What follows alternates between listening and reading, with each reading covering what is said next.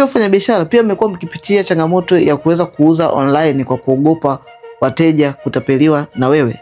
Sasa hivi tumehamia kwenye ulimwengu wa digital marketing, digital era.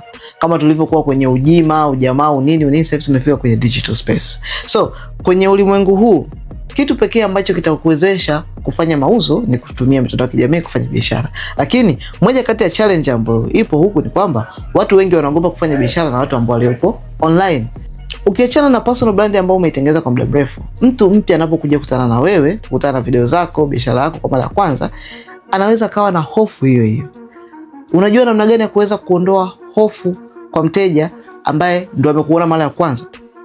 Only way ni kuhakikisha umekuwa umesajili hilo jina la biashara.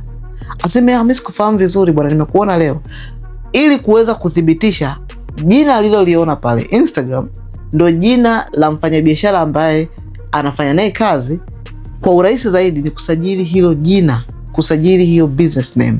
Ukisajili hiyo business name na ukamuonesha kwamba hii ni business name imesajiliwa Tanzania, na ulichokiona Instagram, lile jina uliloliona Instagram ndo hili jina ambalo umeliona kwenye business name certificates, na kuna document mbili ambazo unaipata kusajili business name certificate. Kwa hiyo ni rahisi kumuonesha mtu na kumthibitisha kwamba huyu ndo mimi, huyu the name umeiona kule ndo name hii ambayo imesajiliwa. Kwa kuna mtu unayefanya naye biashara ni mtu sahihi na ni mtu yule.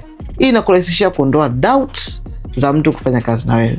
So, kama wewe ni mfanyabiashara huyu, unatamani kusajili jina lako la biashara, comment neno biashara hapo chini, itakusaidia kuweza kusajili jina lako sasa hivi.